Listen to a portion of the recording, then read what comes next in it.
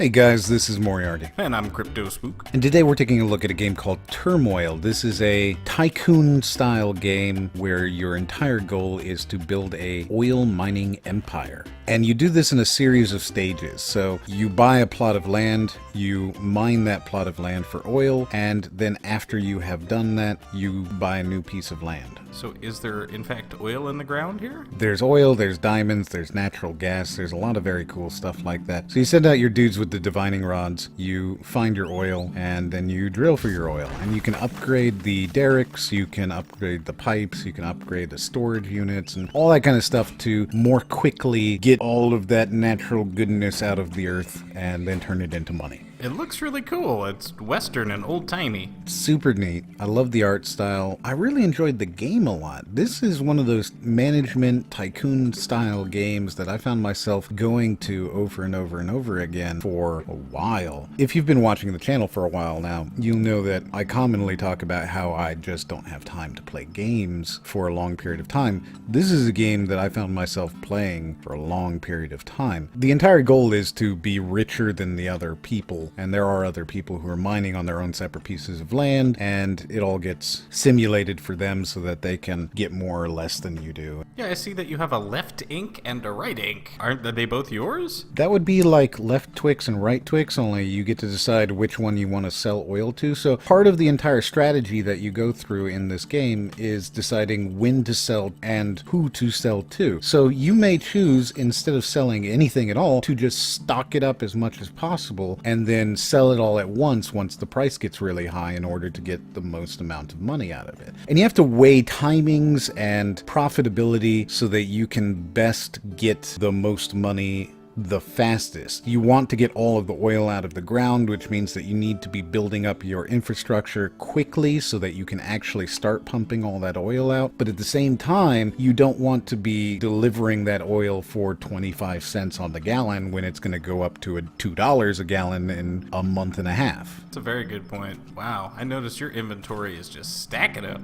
It's very much a management game. So you start trying to figure out when you want to do things, how much you'll sell for, how much you won't sell for. You'll start bribing officials to ensure that the price stays high, or you'll start bribing officials to make sure that if you engage in spillage, you don't get fines. And there's a lot of things like that throughout it. The end goal of this game is to buy all of the shares for the town that you are based out of and become the mayor. As you go through the game, you start running into new types of obstacles like rocks or Exxon Valdez type oil spills. Or new types of bonuses like natural gas, which you can use to pump gas out quicker, or you can use to increase the price of the oil, but which can also cause you to have a massive spillage, losing all of your money. You can absolutely go negative, even having won tens of thousands of dollars because you're spilling oil all over the place. I gotta say, I really like the music to this game as well. It's very calming. The whole thing is calming. This is probably one of the most relaxing games that I've played in a long time, even though it can be very high pace. It's still a relaxing game. You just kind of do your thing.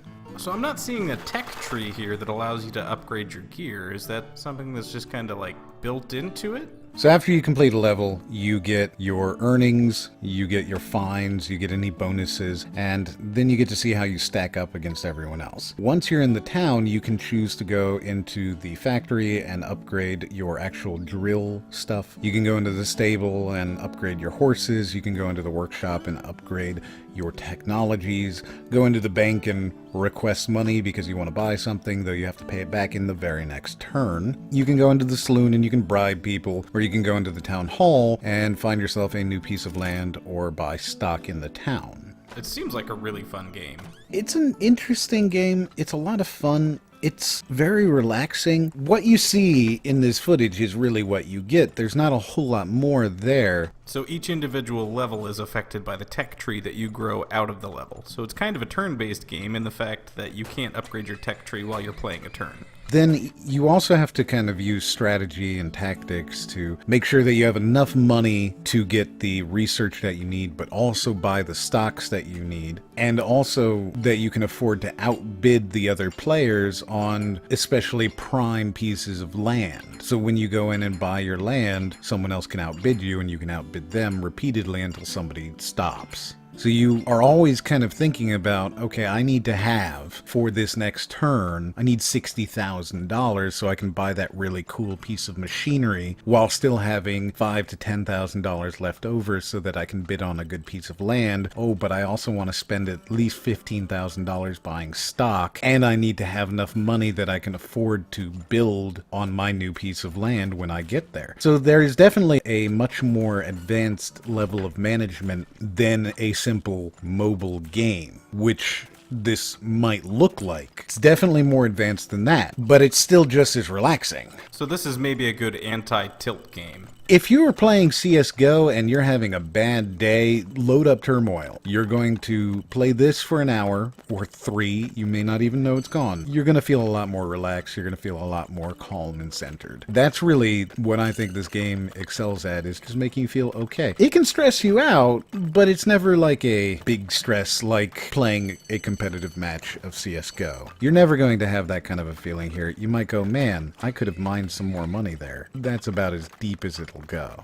Were there any games that you played where you were not the highest grossing player? I've lost money on a mining expedition. You are not guaranteed to be the best, and the AI isn't guaranteed to lose. Is the difficulty scalable, or is it static?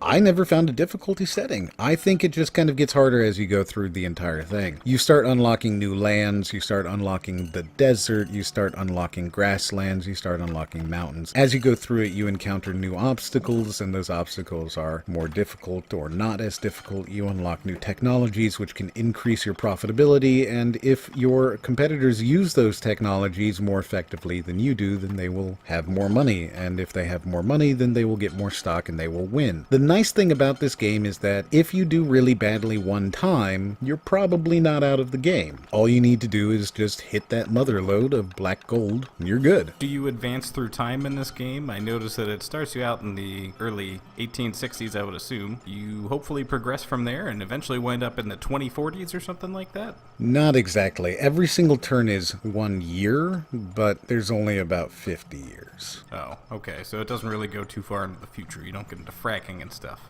Now that would certainly be a place for future advancement, but I think really what they have here is very, very well done, and I'm not sure that expanding that scope would necessarily provide a better experience for the gamer. What it is now is pretty good, and it's a fun game. It looks pretty fun. I think I would enjoy it. Have you tried out the game? Let me know in the comments. What is your favorite anti-tilt game? When you're all stressed out, what do you go to? What relaxes you? If you like it, like it. If you don't like it, don't like it. Be sure to subscribe. Check out the Patreon. And we'll see you on the next one.